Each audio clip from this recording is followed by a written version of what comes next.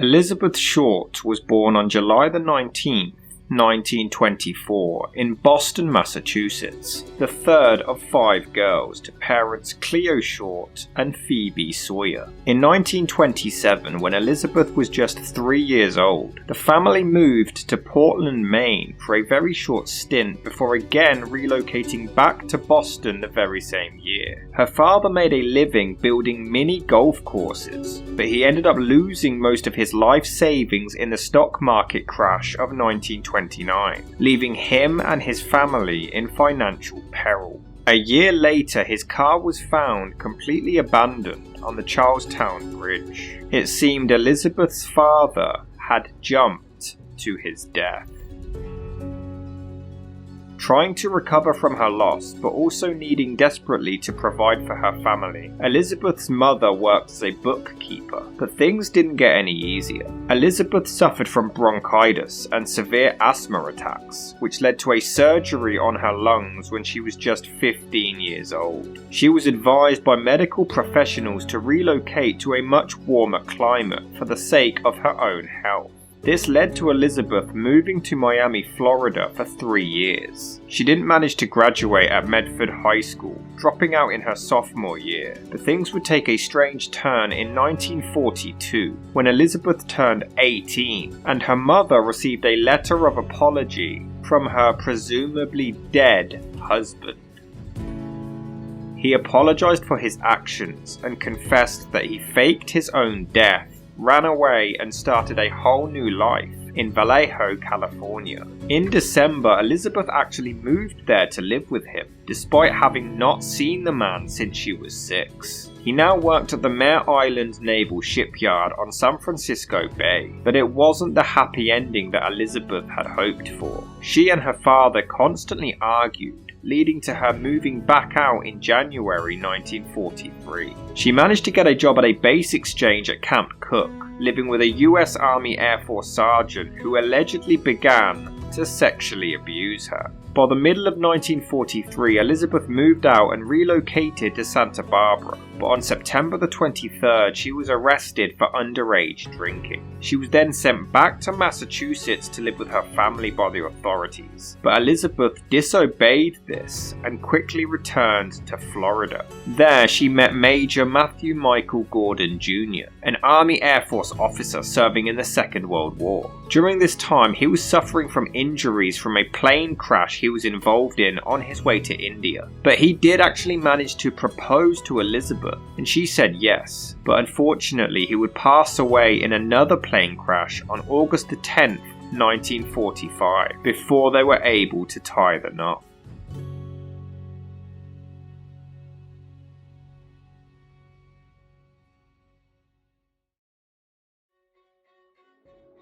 A year later, Elizabeth moved once again to Los Angeles, where she gained work as a waitress, renting a room behind the Florentine Gardens nightclub on Hollywood Boulevard. Elizabeth allegedly dreamed of becoming an actress, and it was rumoured for a while that she actually was one, though she has no known acting jobs or credits to her name. Some claim that her friends had given her the nickname Black Dahlia, possibly because of her love for wearing black clothing and sporting dahlias in her hair, though others blame the press for later coining it for publicity. It's also possible that it was given to her based on the 1946 film The Blue Dahlia, but it was this nickname that would make her be remembered forever, but for all the wrong reasons.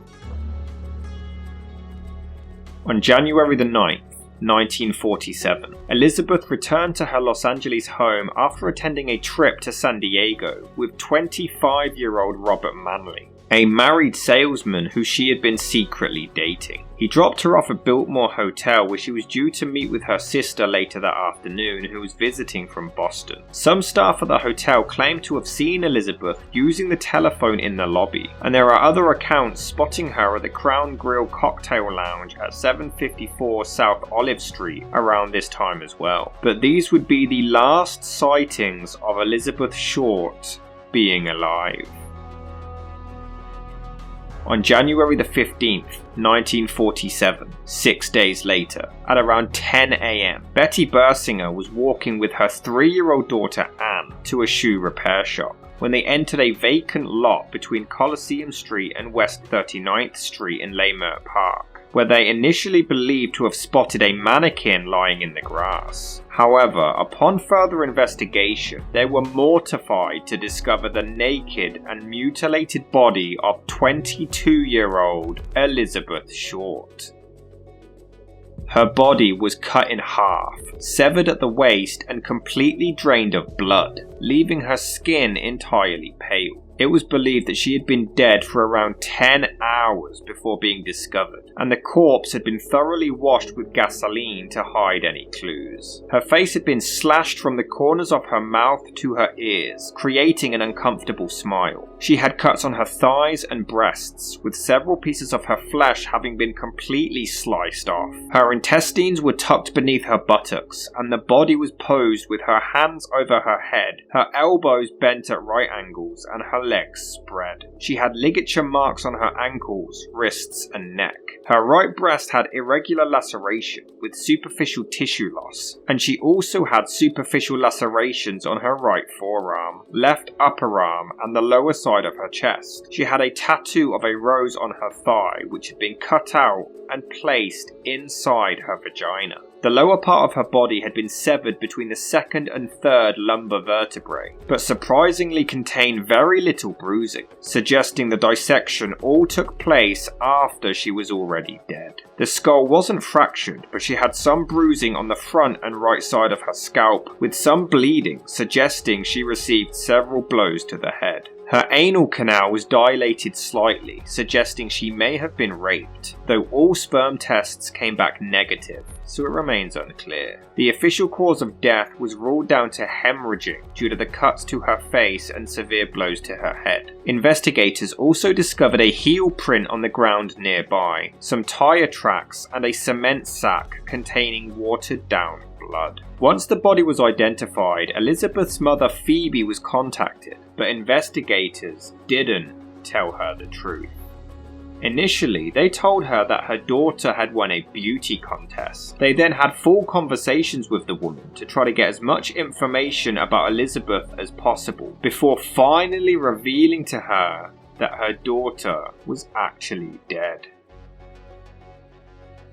On January the 21st, 1947, nearly a week since the body was discovered, editor of the Los Angeles Examiner, James Richardson, received an anonymous phone call from a man claiming to be the killer. The mysterious man congratulated James on the press covering the story thus far, and admitted that he was going to turn himself in eventually, but only after they continued to try to catch him for a bit longer. The man also promised to send souvenirs of Elizabeth in the mail. 3 days later, and as promised, an envelope was found by a US Postal Service worker, addressed to the Examiner. It had newspaper clippings cut out to say, "Here is Dahlia's belongings. Letter to follow." Enclosed in the envelope was Elizabeth's birth certificate, social security card, photographs, and an address book belonging to a Mark Hansen. Much like the body, this package had also been extensively cleaned with gasoline to hide evidence. However, it didn't quite work. Fingerprints were still found on it, and they were sent over to the FBI to analyse. Unfortunately, at some point in transit, they had been compromised, and this vital evidence was completely lost. Not long after, a handbag and a black suede shoe were found on top of a garbage can in an alleyway near Norton Avenue, just 2 miles from where the body was discovered. These items were also extensively cleaned with gasoline, suggesting that they were connected to the case, but no fingerprints could be found. On January the 26th, the same day the envelope was discovered, a handwritten letter was sent to the Examiner. "Here it is, turning in Wednesday, January 29th, 10 a.m. Had my fun at police. Black Dahlia Avenger." The author of the letter left their location to meet them, and the police waited there at the time stated, but nobody turned up. At 1 p.m, they received another letter with more newspaper clippings to say, "Have changed my mind. You would not give me a square deal. Dahlia killing was justified." Due to the intricate incisions on the corpse, it was possible that the murderer was a surgeon, doctor, or just somebody with medical knowledge, leading to the police investigating the University of Southern California Medical School, which was nearby to where the body was found. Every single student was investigated, but nothing was found.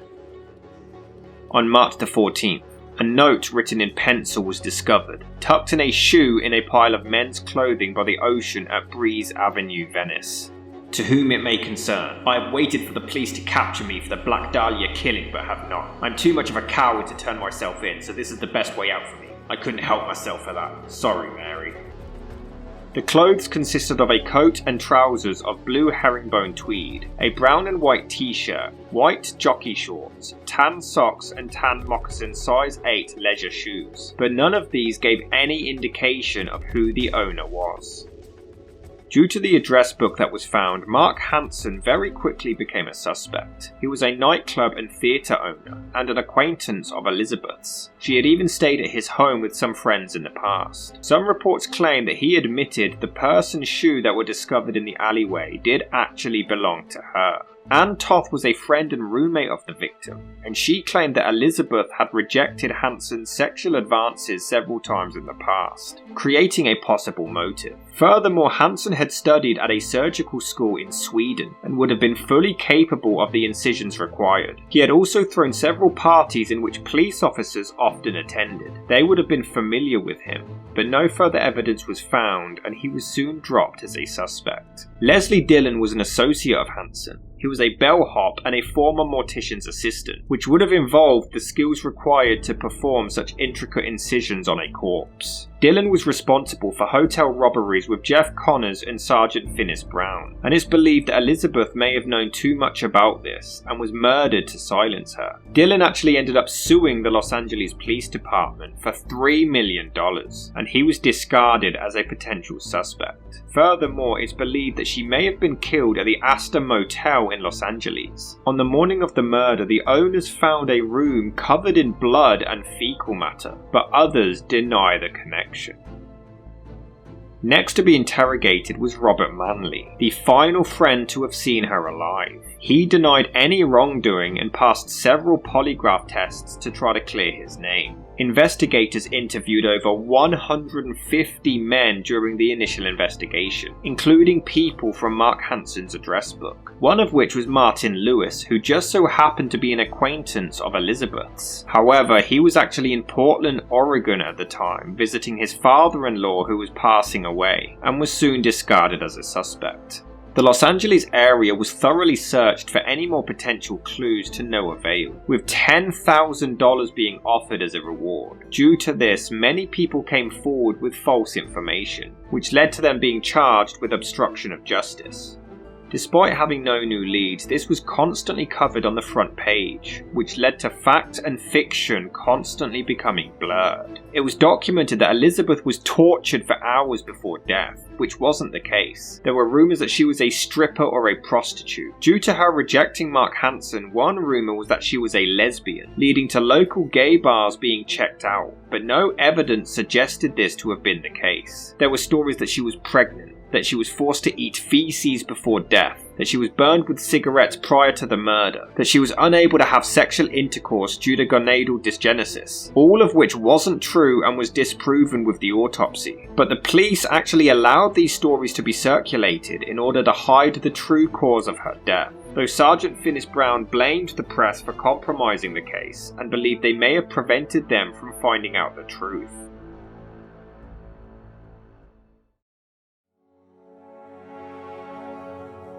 Over the coming months, more letters followed. I will give up on Dahlia killing if I get 10 years. Don't try to find me. Captain Jack Donahue believed that Elizabeth was most likely murdered in a remote building or in a shack on the outskirts of Los Angeles and then transported to the location afterwards. This is backed up by the fact that absolutely no blood was found at the scene of the crime either. This was only another murder on an ever-growing list of unsolved cases that the Los Angeles Police Department were struggling to solve, which was rapidly destroying their reputation. They were determined to find an answer. They interviewed anyone they could think of that knew Elizabeth between Massachusetts, California, and Florida. Even friends from Texas and New Orleans were questioned, but there were absolutely no leads. What made things worse wasn't the false information spread, but the false confessions. During the initial investigation, over 60 men came forward to claim to have been the murderer, but over the years, over 500 tried to take credit for the killing, some of which hadn't even been born at the time of the murder. One man, an army corporal, claimed to have been drinking with Elizabeth in San Francisco on the night of the murder, and confessed to killing her in a drunken rage, despite later being proven that he was actually back at his army base on the night of the killing.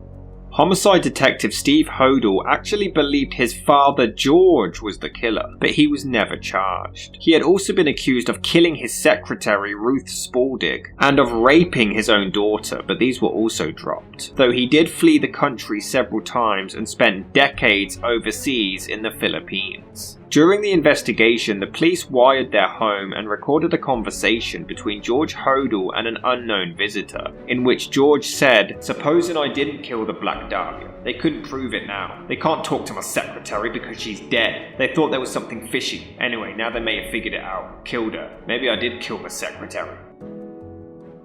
It didn't help that George was a physician and wasn't unfamiliar with the human anatomy. Their handwriting was also quite similar, and George's son Steve claimed that his father had a personal photo album in which there is a picture of a young woman who resembled Elizabeth Short, though this photo has never been disclosed to the public. However, Steve had a tendency to link his father to other cases as well, claiming that he may have been responsible for the Zodiac killings also, so most didn't take his claim seriously. George Hodel was never charged and was soon dropped off the suspects list.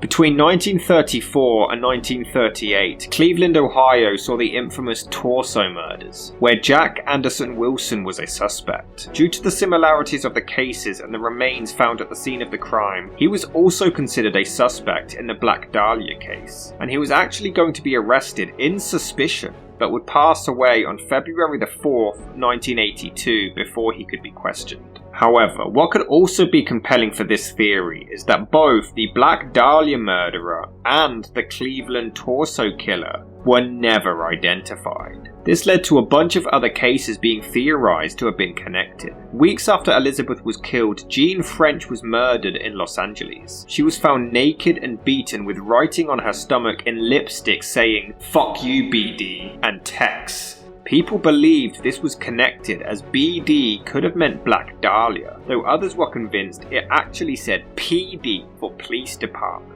A year before the Dahlia murder, 6-year-old Suzanne Degnan was killed in Chicago, Illinois. But some believe that this was connected because Suzanne's last name was the same as Degnan Boulevard, where Elizabeth Short was found dead. Furthermore, that case involved a ransom note which bore some strong similarities to handwriting and general writing styles to the Black Dahlia letters.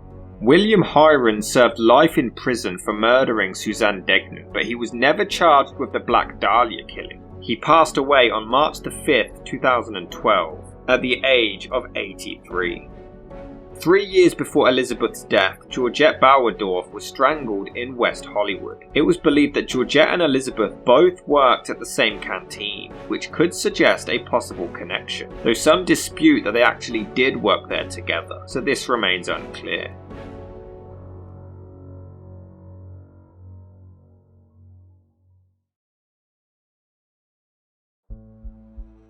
In 1991, Janice Knowlton, who was only 10 years old at the time of the killing, claimed that her father George beat Elizabeth Short to death with a hammer in their garage at Westminster. She even ended up publishing a book about it, claiming that he also sexually abused her, though her stepsister denied it all and condemned the book entirely. She believed it, but it wasn't reality. I knew, because I lived with her father for 16 years. This confession went ignored, however, as Janice's claims weren't consistent with the case or what they found at the crime scene. It wasn't until 2003, 56 years since the murder, when one of the detectives from the original case, Ralph Asdal, claimed that he believed he actually interviewed the man responsible.